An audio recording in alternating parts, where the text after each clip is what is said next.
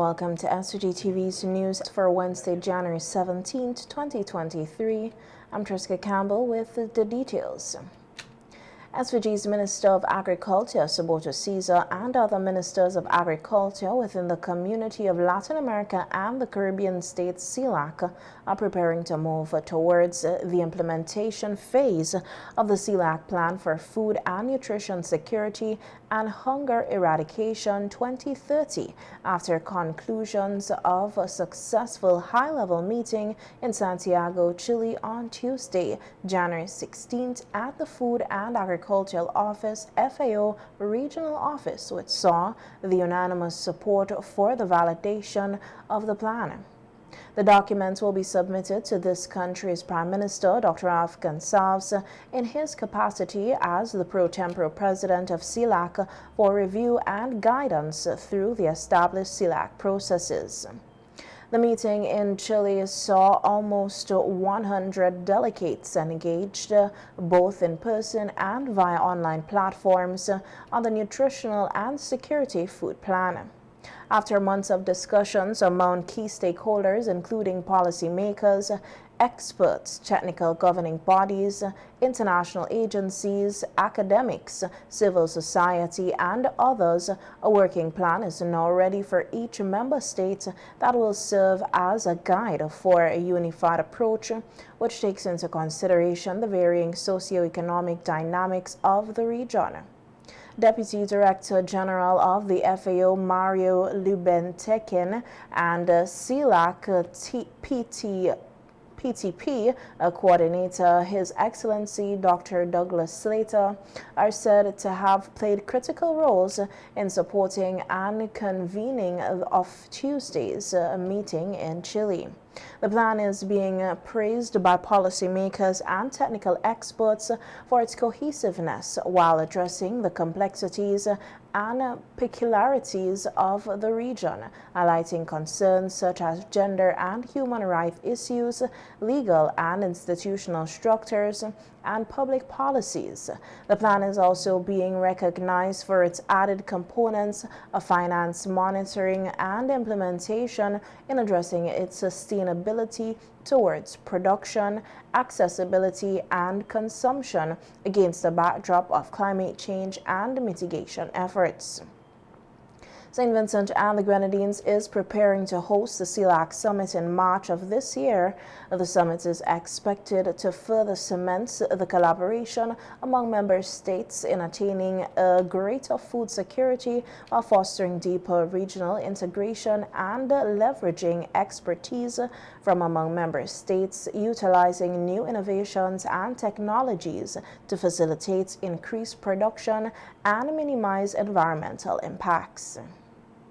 This year will be a promising and exciting year for SVG's tourism sector. This is according to Minister of Tourism Carlos James, who on Star Radio last evening outlined allocation in Budget 2024 for tourism development. We have budgeted expenditure for hotel development at Diamond and Moncton, a total of $43 million has been allocated to complete the Holiday Inn Express at Diamond. When we said we were going to roll out the Holiday Inn Express, a lot of people said, well, it ain't going to happen. When we said Sandals is coming to St. Vincent and the Grenadines, a lot of people said, that ain't going to happen in St. Vincent. And now when we said we have the Marriott and we break ground on the Marriott, there are persons who also would be critical to say, well, as if they don't want to see the country progress. Every policy initiative that is rolled out, there's a justification or excuse why we shouldn't do it, or why this shouldn't be done, or often times you wonder some of the persons. I mean, it's okay to be critical, it's okay to be constructive, but I mean, really, sometimes when you see progress and when you see things have been done and the development that is taking place, you have to really appreciate the hard work despite the challenges we've had globally. Minister James reminded Vincentians of the opening of several hotels in the country this year, which he said will provide employment opportunities for over 500 Vincentians. The official opening of Sandals Resort and in Bookament, and between these two hotels, we're likely to see the hiring of over 500 people immediately this year. We will see at the end of the year this number jumping even higher in relation to hiring. But by the end of 2024, going into 2025, we should see roughly over 1,000 jobs within the hotel and tourism sector. And I mention that because in relation to, in addition to tourism with the hotels, there's also the cruise. We've had two cruise lines coming here to the recruitment, Royal Caribbean, and also MSC Cruises. These are recruitment programs which we personally within the Ministry of Tourism facilitated. Some MOUs, in fact, an MOU was signed between Royal and the Ministry of Tourism. MSC Cruises, cruise lines, we facilitated the recruitment, and they came in, and some persons who were able to secure employment both through Royal Caribbean and MSC Cruise. As the tourism product expands on mainland St. Vincent, the government is said to be putting measures in place to have vending regulated at some popular areas. In an interview with the Agency for Public Information, Area Representative for Central Leeward, Dr. Orlando Brewster, said there will be regulations with regards to vending on Bookament Bay so that it becomes more structured as it becomes a hub for tourism. Because there's a lot of vehicles on the beach, but we have to make sure that we do it in a structured manner. The fisher folks, they're still plying their trade here on the beach. I've just been approached by a few of them. They're on board with the development of the tourism product here. They've asked for us to create a schedule for them so that they would know whenever the tourist ships are going to be in, so that they can make the necessary adjustments so that the beach goers and so on could have a more comfortable space where they can relax and enjoy the ambience that Bookament Bay has to offer. Also in Bookament, we have two back here, the Buccaneers, and we have over 12 persons employed with this establishment, young people from around the area, and servers, waiters, cooks, chefs. We have a lot happening here, and I'm looking for a build out of this product here in Bookament Bay. The people of Bookament, and I must emphasize this, they are happy about this tourism product.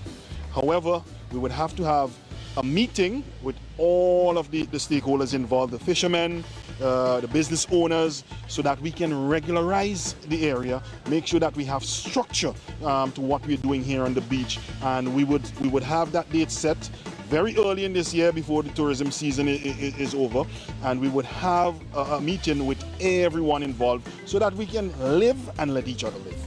Beach security and safety personnel here in Bookament Bay, so that when the tourists are here on the beach, they do not feel as if they are alone in this, and they have some sort of comfort that they have some sense of security and also some sense of safety here on the beach. Minister Brewster said with development at Jackson Bay scheduled to begin soon and the opening of Sandals Resorts in March this year, tourism in the area will certainly take off. Meanwhile, on Tuesday, January 23, 2024, the Ministry of Tourism will host its inaugural State of Tourism Industry Address for stakeholders as the ministry advances plans for an active year in the tourism sector. Participants are expected to hear addresses from the SVG Hotel and Tourism Association and other key stakeholders, while the Minister of Tourism, Carlos James, will deliver the keynote address. According to the Ministry of Tourism, the event is geared towards providing information to stakeholders and the public on the developmental initiatives to be rolled out in the tourism sector across St. Vincent and the Grenadines in the coming months. A number of initiatives and programs are also expected to be announced. The State of the Tourism Industry address will take place at the cruise ship terminal in Kingston from 10 a.m. on Tuesday, January 23, 2024. Hidden treasures, including velvet worms, which play a critical role in the country's ecosystem, were discovered recently by a group of researchers at the Vermont Nature Trail. Leading the research team is Professor Gonzalo Guibret, who holds the position of Professor of Organism and Evolutionary Biology and serves as the director of the Museum of Cooperative Zoology, or MCZ, at Harvard University in Cambridge, the USA. The team of 2 American scientists and a doctoral student who was assisted on that 4-day research expedition by wildlife supervisor Glenroy Games and other members of the forestry. The researchers say the velvet worms are currently being investigated as part of a broader study focused on unveiling the evolutionary aspects of these organisms in the Caribbean islands. So we came here to St. Vincent looking for a very unique group of animals. We call them velvet worms. And the first velvet worm from all over the world was discovered here in St. Vincent in the 1800s. It was only published as a new species of mollusk because at the time they didn't know what they were, and so it was published as a new species in 1826. And then since 1826 it was only found in 1892 and then another time in 1982. So basically it had been found 3 times. The last time was almost 40 years ago, and we came here looking for that animal for some of the studies that Pooja and some of my students are doing to understand evolution in the Caribbean islands and how these animals arrive to the different islands where they live. These animals are nocturnal, so during the day they're hiding in crevices or holes on the ground or on rotten logs, and at night they come out to feed, and they have a very special, unique technique for hunting. They have 2 little nozzles at the front end of the body where they shoot glue on their prey. They're almost blind. They don't really see. They have eyes, but they see very poorly. But with their antenna, they sense the environment, and if they get close to a prey, like for example a cricket, they will be shooting glue onto the prey, which gets entangled, and then they move on and start feeding on it. We were very successful. We found like 2 specimens, and one of them, we have them here. Honestly, I'm very happy. Well, she's so happy that she cried when she found the animal. An epiphany. She had an epiphany. I mean, it was Jubilee. I'm originally from India. I'm honestly very happy to be a part of this project. Surveyed initially from Cumberland to Montreal area, Banam, and we tried to select locations that was previously known to be surveyed for this specimen. Now we were not able to find any specimen in all of the other locations except the 2 that we collected were collected at the Vermont Nature Trail area. So it's been work to find them, because you could imagine finding a needle in a haystack. Well, we actually got 2 needles, so that was great for the team. The researchers also discovered some unique spiders at the Vermont Nature Trail. We were studying other groups of animals, so Pooja studies millipedes. That's what she did before beginning to work on the velvet worms.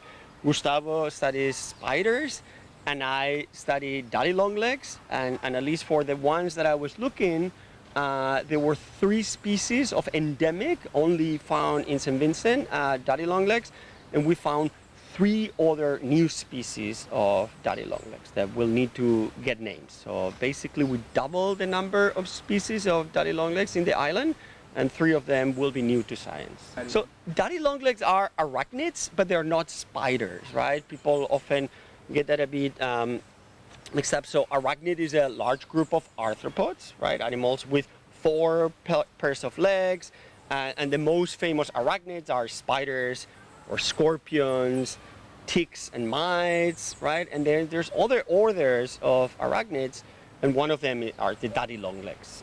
So they're in the forest. They're very common at night. We saw hundreds of them at night, and they're just hunters, or they eat like some other animals that have died.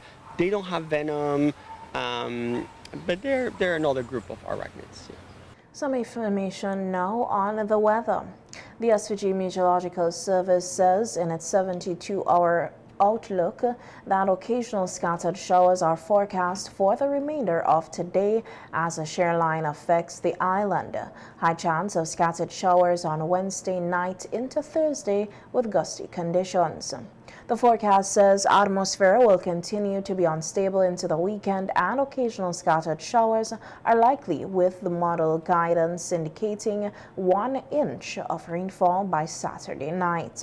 Winds are expected to be low generally from east and northeast at 20 kilometers per hour to 40 kilometers per hour, allowing for breezy conditions, becoming east to southeast and decreasing to 20 kilometers per hour from Friday evening into Saturday.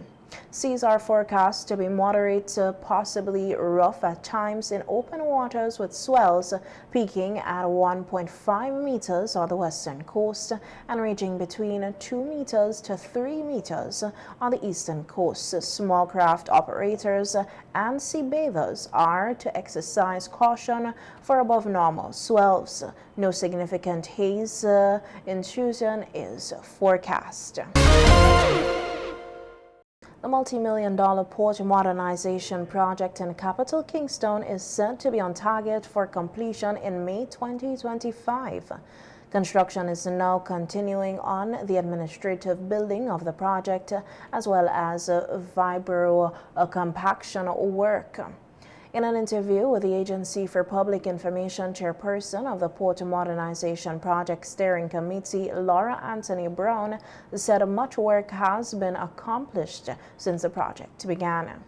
We are standing here today in the administrative building, and much progress is taking place on this building, and we have 3 other buildings which we will be constructing, but they will be constructed in time. There are a number of things that we have left remaining. We have the equipment to be sorted out, and we are working on that. We are looking very carefully also at the exchange rates as we continue to implement the project. So the government is quite pleased so far with the progress, and we are excited by the prospects of the finished product, the impact it will have on economic turnover, in the country. We are also seeing, even as we implement the project, we are also seeing significant employment and economic activity. What we would want to do is to ensure that the stakeholders, everybody who is a stakeholder in this project, begin to put things in place, because the project is not being delayed right now. So barring any unforeseen circumstances, we are on target for the May 2025 deadline. Project Director of Acon Construction Limited, Tam Smith, said the project is actually ahead of schedule as mechanical and electrical works continue on the administrative building. Also, we've been continuing with the vibro compaction works. That's now sort of 60% complete. We completed the east wall piling, and we're now, as you can see behind, we're now more than 50% of the way along the key wall there. Right. So that's going well. The material's quite hard, so the driving's quite hard, and I'm sure people in Kingstown have heard the hammering going. So they're averaging about 2 per day. All right. But the big progress is in the buildings. Right. This building will go, I mean, it's quite a large building. It's over 3,500 square meters. So at the moment we're putting up the external block work. and then we're pouring the roof in the coming weeks. We'll start waterproofing that, and we'll be working to close up and make weather tight the outside. Then we can start with the walls inside and the finishing, get all the electrical and mechanical equipment in. So this is programmed to run until the end of the year before we start like putting furniture in and the likes. The Port's modernization project is the second largest capital project in the country's history. The electricity problem at the Thomas Saunders Secondary School is being sorted out. This from Prime Minister Dr. Altgen Savs, who on radio today said that earlier this week it was brought to his attention that a section of the temporary building housing the Thomas Saunders Secondary School at the tarmac of the decommissioned E.T. Joshua Airport at Arnesville was without electricity, and that he has since spoken with some persons in the various state agencies on the matter, expressing his dissatisfaction with the situation. On January 15, 2024, Eyewitness News reported that the school's information technology lab and other classrooms have been without electricity for months. Well, you know, I was very firm with those in the state agencies. I use that term broadly. We're responsible for this, and I had to speak firmly, you know. I had to make clear that I'm highly dissatisfied with that. But they're working on it. Okay. All right. Okay. Mm-hmm. And I was upset too that one of the state agencies which should have informed me, they didn't inform me. Sometimes public servants among themselves think they can solve issues. Yeah. But if a week passes and the issue is not solved, there's a bottleneck. I'm a good clearer of bottlenecks. Everybody knows that. Mm-hmm. That's part of my work. Because if, for instance, you can't identify clearly the actual source of the fault, yeah, will we ride the whole place?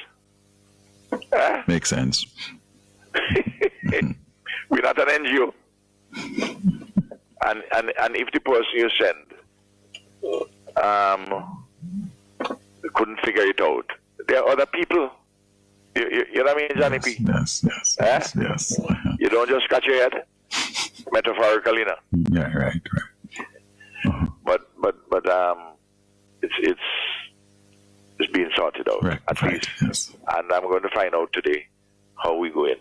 Okay. Then they're purchasing all the materials and so on. Meanwhile, Prime Minister Gonsalves is expected to leave state today with a delegation for Uganda for the third South Summit of the Group of 77 and China that will be held in Kampala, Uganda from January 21st to 22nd, 2024. The other members of the Prime Minister's delegation are Minister of Foreign Affairs, Trade, Kisal Peters, SVG's permanent representation to the United Nations, Her Excellency Rhoda King, and Secretary Officer Kendall Horn. On radio earlier today, Prime Minister Gonsalves said before he goes on to Uganda, he will be making a stop in London, where he has a meeting with the Minister for Caribbean Affairs in the Foreign and Commonwealth Office tomorrow, Thursday, January 18th. Because the Foreign Minister is not in town in London, I've been advised. And then from there I go to Uganda for the South Summit, the G77, the Group of 77, right, which is 134 members of the United Nations who are from the South, who gather in solidarity to address a number of questions.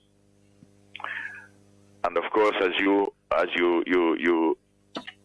expect that as a small island developing state, St. Vincent and the Grenadines, I mean, we remain, as a citizen, we remain a special case, a case of exceptionalism in the quest for sustainable development in view of our unique and particular vulnerabilities, including our small size, our remoteness, and relatively speaking, narrow resource and export base, external economic shocks, and exposure to the global environmental challenges, especially the large range of impacts from climate change and more frequent and intense natural disasters. Yeah.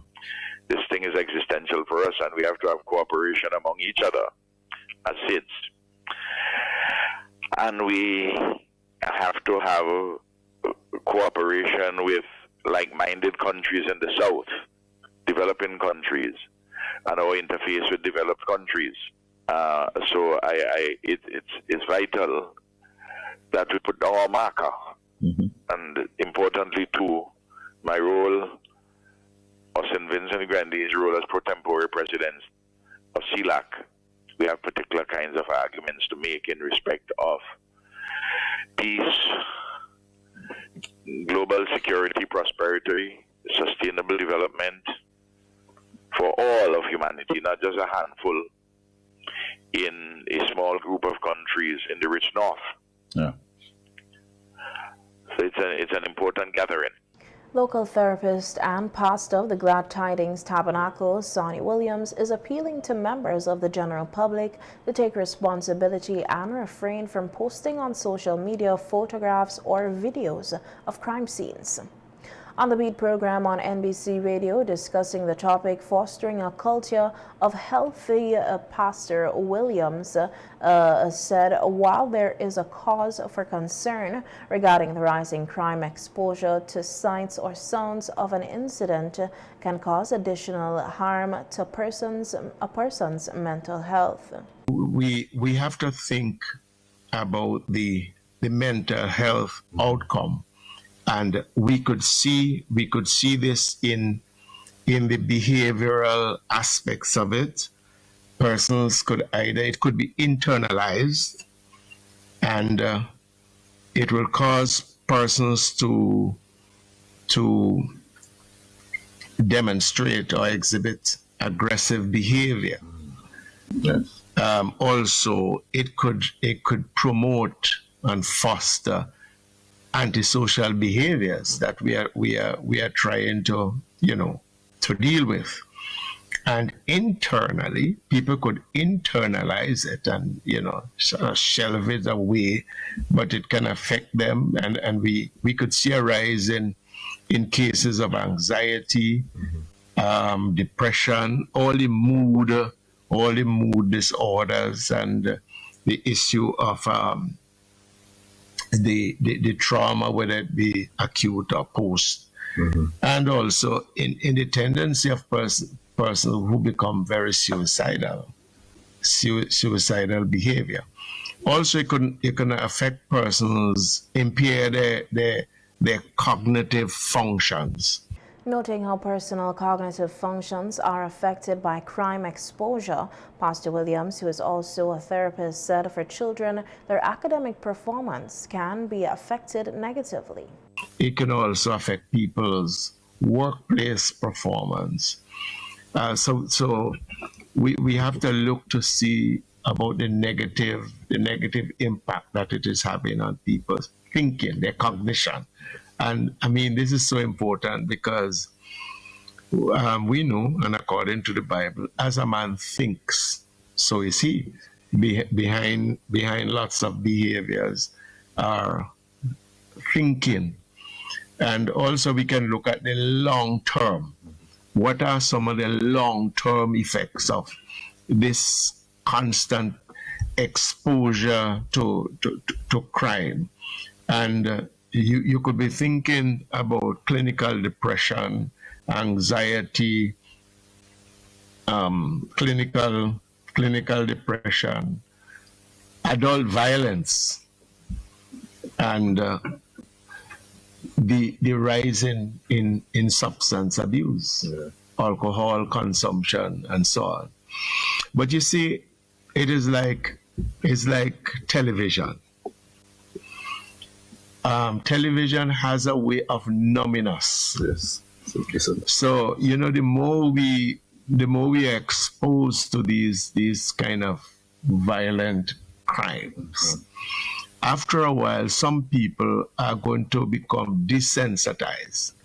Pastor and Inspector of Police Mark Neil Ellis explained the role that spirituality and faith play in helping those affected by crime and violence foster healing.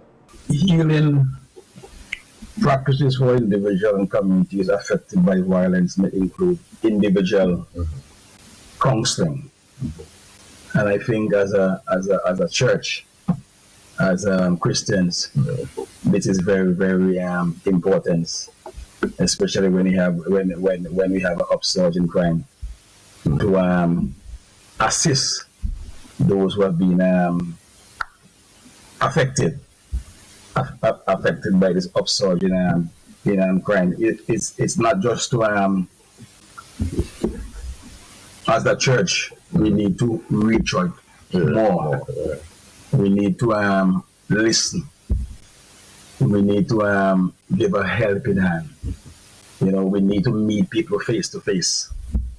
You know, that's other thing, and I believe that will help the healing.